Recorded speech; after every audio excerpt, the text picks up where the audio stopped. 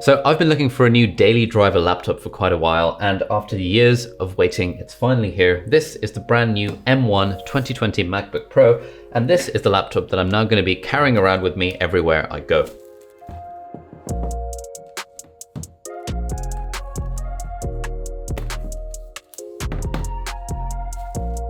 Hey friends, welcome back to the channel. If you're new here, my name is Ali. I'm a doctor based in Cambridge, and nothing is more exciting for a productivity nerd like me than switching laptops.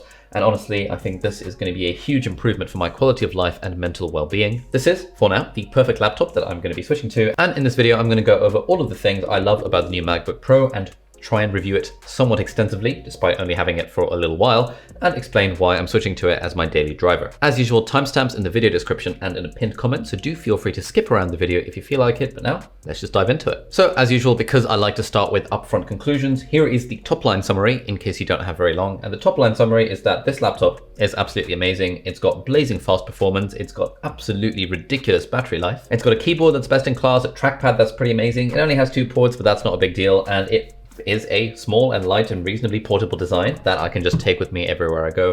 That is why I love this. That's why I'm switching to it as my daily driver from this huge ass 2018 15-inch MacBook Pro, which is a real pain in the bum to carry around. Diving more into the details, let's start with the design and portability. So this design honestly has not really changed much. It's the same design they've had on the MacBook Pros for the last several years. It is pretty thin, it's pretty light, and if we stick it on a set of scales, it weighs 1,338 grams, which I think is identical to my iPad Pro. It is basically identical. This is 1,360 grams. This is 1,380 grams. It is basically the same weight and they feel exactly the same. And I've been carrying this 12.9-inch iPad Pro with Magic Keyboard and Apple Pencil around with me basically all year. But now I can carry that in addition to this, because there are some things that the iPad is good for, but there are a lot of things that a MacBook is good for. In terms of design, unlike the MacBook Air, you do not get the wedge. This is just a pure sort of slab. It feels nice, it feels good. You can open it with one hand, and the screen turns automatically on thanks to the new M1 chip, which we're going to talk about in just a sec. Let's talk portability now. Now, this is a 13-inch laptop, and I've been carrying around a 15-inch laptop for the last 2 years because this is fully spec'd out. And it's one of those really annoying things where if I was going to my mum's place for the weekend, or if I was traveling or going on a trip, I would always feel the need to take my huge-ass 15-inch MacBook Pro around with me, just in case I needed to edit a video or edit a podcast, or just do something that required a proper computer rather than an iPad. Because, and I'm going to make a proper video exploring this in depth, I still don't think an iPad, even an iPad Pro, even a 12.9-inch iPad Pro, for me, I don't think it can feasibly replace what a laptop does for me. And so I would have to carry my iPad and take my laptop, and every time I would put this into my bag, I would sigh thinking, oh, I really wish I had a small, light, 13-inch, like very, very powerful machine that I could just use as my portable machine. And now it's finally here. And so from now on, basically, this is going to go with me everywhere I go. And I'm probably actually going to replace this with the new M1 Mac Mini. Review on that coming in a little while. It'll be linked up there once it's out. And then I'll have like a permanent Mac Mini based setup for my desk. And then I'll just be able to carry this around with me if I'm going to somewhere for the weekend, or if I'm going to a coffee shop, or even if I'm just sitting on the sofa or trying to work on the balcony. This will be absolutely perfect rather than having to lug this thing around. Secondly, let's talk about the processor. And this is absolutely huge news this year in the last week or so. Previously, all of the Apple laptops were based around Intel chips. And so Apple would buy the chips from Intel, and it would be like a Intel i9, an 8-core, whatever, 3.2 gigahertz processor, blah, blah, blah. Now what's happening is that Apple have switched away from Intel and have started designing their own chips for the Mac. They've been doing this for years, well, pretty much from day one with the iPhone and the iPad, which is why when you have an iPad and you tap something, it's just ridiculously fast, which is why iPhones feel ridiculously fast. And Apple does this thing where they don't really talk about the processor numbers and the clock speeds and the number of cores, because they don't really have to. And because they very, very tightly control and integrate the software, the hardware, and the processor, it means everything works beautifully and seamlessly together. And I sound like an Apple fanboy, I sound like I'm doing an Apple ad, but it really is that fast. And if you watch any review about these new M1 chips, absolutely every reviewer, even the tech reviewers with like zillions of years more experience than I do, everyone is saying just how ridiculously blazing fast these new chips are and how seamlessly they seem to work with absolutely everything. Let's take a quick look at the Geekbench scores for this. Now, normally I'm not a huge fan of talking about numbers, but I think in this context, the numbers actually show you just how far we've come with this new M1 chip design. And so if we look at single core performance, we see that the MacBook Pro, this 13-inch MacBook Pro, is absolutely leading the pack with a score of 1,689. That is ridiculous because outside of these M1 chips, the next best is the iMac 27-inch Retina that has 10 cores, that's with the Intel i9 processor, that's going to cost at least a few £1,000s. And we've got this thing for like £1,299 or $1,299, which is absolutely bonkers, as they say. And if we just take a quick glance through these numbers, we see like these machines are sort of hovering around the 1,100–1,200 mark. These are all of the old Intel-based processors, even the super expensive, super fast ones. And this new M1 chip, which is now on the entry-level MacBook Pro, the entry-level MacBook Air, and the entry-level Mac Mini, is just completely blowing them out of the water. Let's have a look at multi-core performance as well. Now, multi-core performance is a bit different because obviously like the huge ass, massively kind of 28 cores, 24 cores, 16 cores, 18 cores, these massive machines that cost tens of thousands of pounds are going to outperform. But actually here we have the Apple M1, which is about 7,400, 7,200. We're talking the low 7,000s. And if we look at what that's faster than, that is faster than the 2019 16-inch MacBook Pro with the i9 2.4 gigahertz 8-core processor.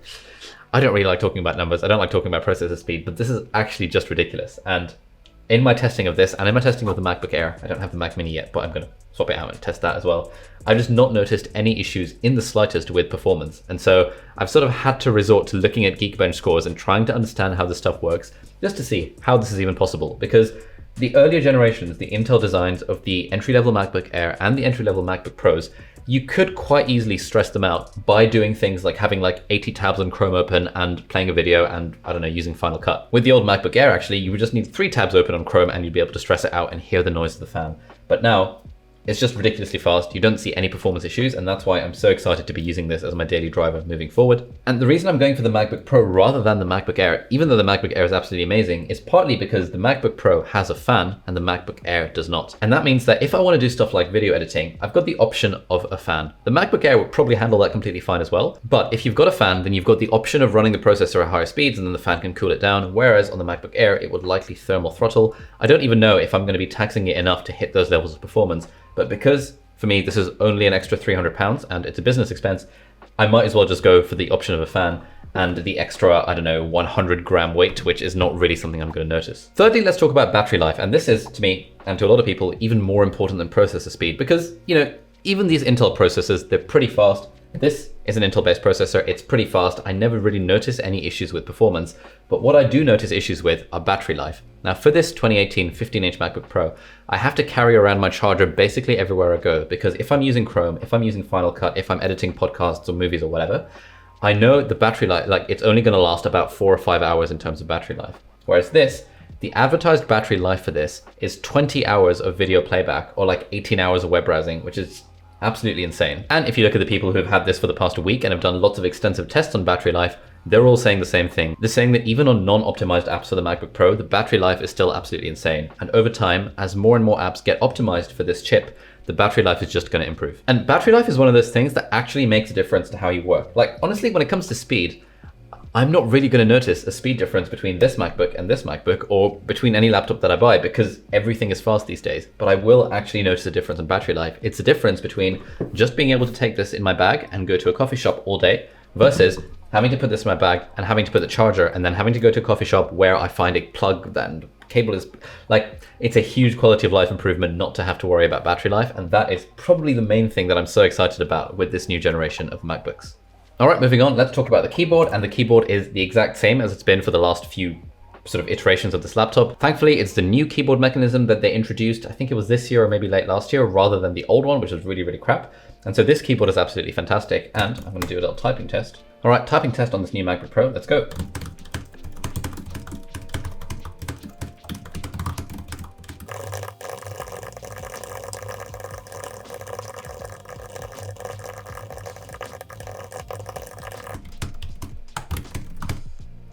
One 147 words per minute. This is not too bad. I just did a typing test on the MacBook Air and I got 159 and it's the same keyboard. So usually I'm hovering around about the 145 to 155 range.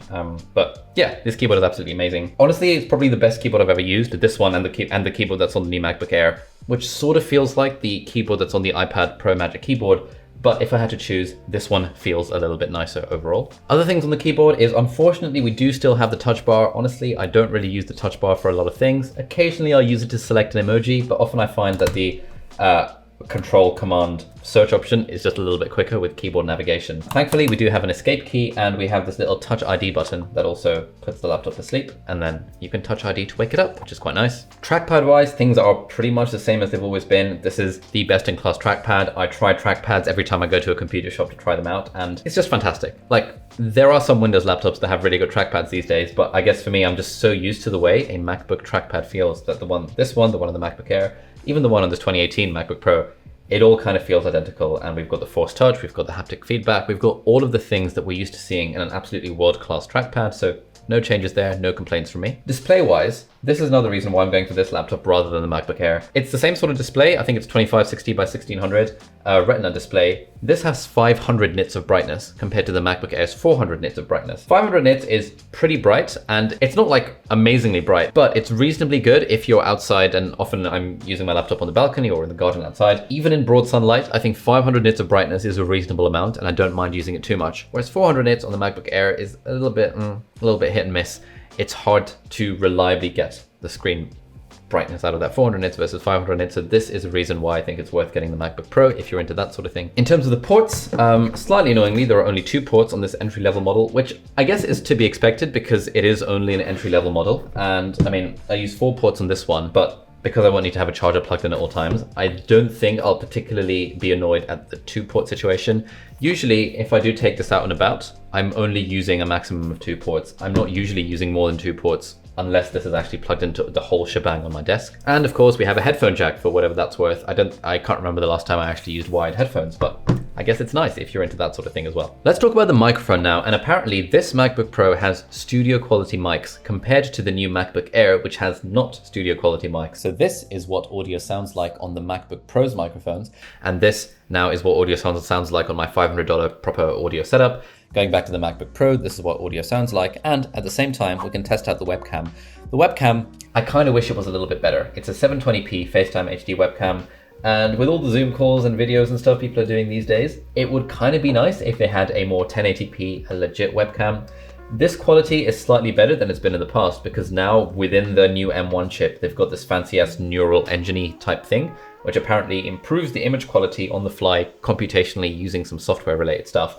But there's no getting around the fact that the webcam is still kind of crap, and I wish they would have had at least a 1080p webcam or just like a slightly better camera on this, given the amount of Zoom calls and working from home that everyone's doing. Finally, let's talk about configuration options. Now, if you are in the market for a budget laptop, I actually think the base configuration of this is completely fine. 8-core CPU, 8-core GPU, 256 gigabytes SSD storage.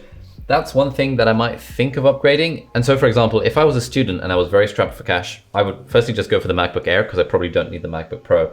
But instead of paying $899 for the MacBook Air, I could pay instead $1199 for the MacBook Pro with the student discount. So it's an extra £300, but in return for that, you get the fan. You get the touch bar, which is totally pointless, but you get the fan and you get slightly increased battery life. And those are 2 things that I actually think it is probably worth spending the extra money on. I think the base model for most people is completely fine. You might want to upgrade the storage if you're the sort of person who uses lots of storage. And in fact, for me, the model that I'm going to use is going to be, well, the fully decked out version because this is going to be a business expense. And if it's my daily driver, then I really don't care how much money I splash on this thing. So I'm going to upgrade the RAM and go for a 2 terabyte SSD because for me, doing a lot of video related work stuff, this has a 1 terabyte SSD and it always runs out of space. So it's going to be a really nice quality of life improvement to not have to worry about the hard drive space. But this is overkill for most people. You do not need to spend £2,300 or $2,300 on an entry-level MacBook Pro and then deck it up. If you're looking to spend that kind of money and you're not someone who reviews tech on YouTube and hopefully tries to make money from it, if you're not that sort of person and you want this to be fully decked out, I would probably wait until next year when hopefully the new 14-inch and 16-inch models of the MacBook Pro are going to come out with this new Apple Silicon design chip. I'd probably wait for those. But for most people, if you're interested in getting a MacBook Pro, honestly, I think the base model is probably completely fine for you. And you might consider upgrading the RAM if you use loads and loads and loads of very resource intensive things that rely on parallel processing and all that kind of stuff. So that concludes this review of the 2020 MacBook Pro, which is going to be my daily driver. Click here for my review of the 2020 MacBook Air, which you might like to check out. And then very soon over here, there's going to be a video where I explicitly compare the new MacBook Pro with the new MacBook Air and give some unsolicited advice about which one you should get. Thank you so much for watching, and I'll see you in the next video. Bye-bye.